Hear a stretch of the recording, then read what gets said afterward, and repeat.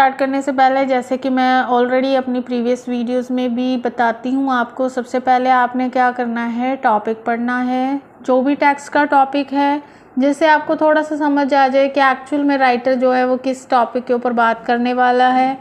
उसके बाद आपने क्या करना है, सीधा इंस्ट्रक्शंस पे चले जाना है।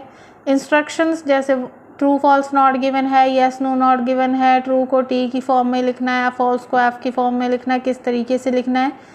सो इन चीज़ों का बहुत ध्यान रखना होता है। बहुत सारे मेरे स्टूडेंट ऐसे हैं जो येस नो नॉट गिवन वाले क्वेश्चंस होते हैं, लेकिन वो आंसर्स में जो है वो ट्रू फॉल्स नॉट गिवन लिख देते हैं, तो इसकी वजह से भी उनके आंसर्स जो है वो रॉन्ग हो जाते हैं। तो इन चीज़ों का भी आपने ध्यान रखना होता है।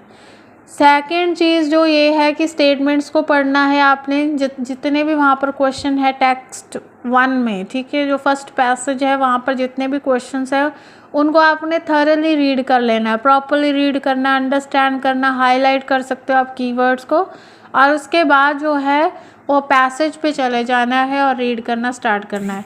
ओके, सबसे पहले तो स्टूडेंट्स को कन्फ्यूज़न होती है कि ट्रू फॉल्स और नॉट गिवन क्या होते हैं, तो उसको क्लैरिफाई करने के लिए मैं 1 बाय 1 सबसे पहले आपको ट्रू फॉल्स और नॉट गिवन का मीनिंग बताऊंगी, और उसके बाद टिप्स एंड स्ट्रैटेजीज जो है वो आपसे डिस्कस करूंगी।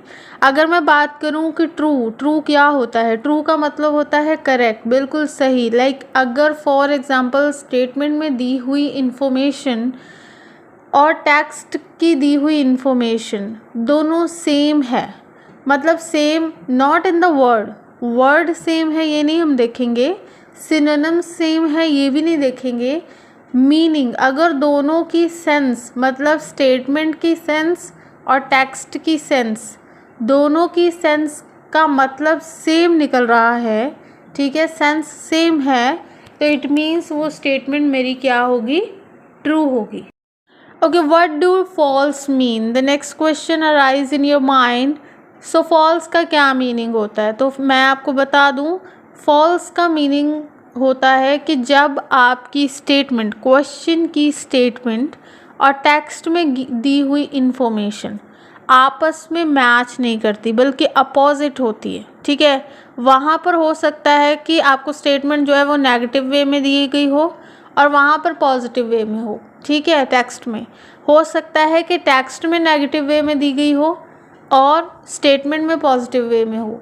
तो अगर दोनों एक दूसरे, मतलब स्टेटमेंट का हर एक पार्ट जो है, कह लो कि उसका अगर मीनिंग जो है वो नेगेटिव वे में निकल रहा है, कॉन्ट्राडिक्टरी निकल रहा है, अपोजिट निकल रहा है, तो इट मीन्स आपकी स्टेटमेंट क्या होगी, फॉल्स होगी।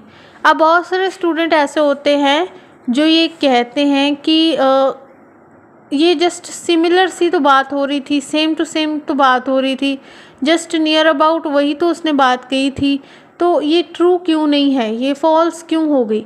तो मैं आपको ये बता दूं कि एक्चुअल में आपने फैक्ट्स के ऊपर काम करना है।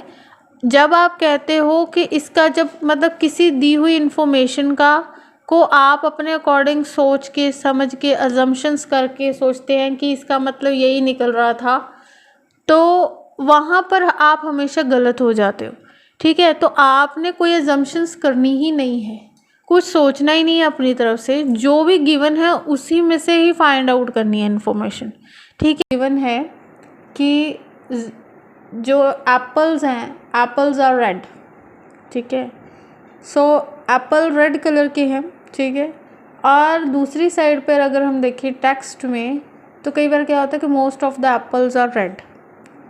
तो अब स्टूडेंट यहाँ पे कंफ्यूज हो जाता है जब वो देखता है कि मोस्ट ऑफ द, ज़्यादातर एप्पल जो होते हैं वो रेड है, स्टेटमेंट में है कि एप्पल्स आर रेड, कि एप्पल रेड ही होते हैं, तो इट मीन्स वहाँ पर क्या हो जाता है, स्टूडेंट कंफ्यूज हो जाता है। फिर वो कहता है कि अगर most of the apples are red, अगर ज़्यादातर एप्पल रेड हैं तो इट मीन्स कि एप्पल रेड ही होते हैं, तो वहाँ पर वो ट्रू लगा देता है। तो उस मोस्ट वर्ड की वजह से, मतलब वहाँ पर क्या करते हैं, हम अपनी अजम्पशन लगा देते हैं, हम अपनी इंफॉर्मेशन जो है अपनी सोच के अकॉर्डिंग जो है वहाँ पर चलने लग जाते हैं, जिसकी वजह से हम गलतियाँ करते हैं। तो अगर वो मोस्ट वर्ड की वजह से क्या होता है कि वो ट्रू की कैटेगरी में नहीं जाएगी, वो स्टेटमेंट वो फॉल्स की कैटेगरी में चली जाएगी, कि ज़्यादातर एप्पल जो है वो रेड होते हैं, इट मीन्स कि क्या है कि ज़्यादातर एप्पल रेड होते हैं, तो इट मीन्स कुछ जो होंगे वो किसी और कलर के भी होंगे, और वहाँ पर बताया हुआ है कि एप्पल सिर्फ रेड ही होते हैं। नेक्स्ट जो कन्फ्यूज़न होती है वो नॉट गिवन में होती है। तो नॉट गिवन क्या होता है? आमतौर पर जो है वो यही स्टूडेंट को समझाया जाता है कि नॉट गिवन वो इन्फॉर्मेशन होती है जिसके बारे में बात ही नहीं की गई हो टेक्स्ट में, ठीक है। तो यहाँ पर जो है वो स्टूडेंट क्या करते हैं कि सबसे पहले वो वर्ड्स मैच करने शुरू कर देते हैं स्टेटमेंट के, कि वर्ड्स जो हैं वो सारे वर्ड्स मैच हो रहे हैं। अगर कोई वर्ड्स जो है वो उनको नहीं दिखता है, इट मीन्स वो नॉट गिवन की कैटेगरी में आ गया है। या जो उनमें उस स्टेटमेंट में से वर्ड्स जो है वो मिलते जुलते हैं टेक्स्ट में से, तो फिर वो क्या करते हैं, फिर वो सोचते हैं कि ये नॉट गिवन वाला क्वेश्चन नहीं है, तो ये तो जो ट्रू की कैटेगरी में जाएगा या फिर फॉल्स की कैटेगरी में जाएगा। तो ऐसा कुछ भी नहीं है। तो आपने जो है वो सेंस को देखना है, ठीक है।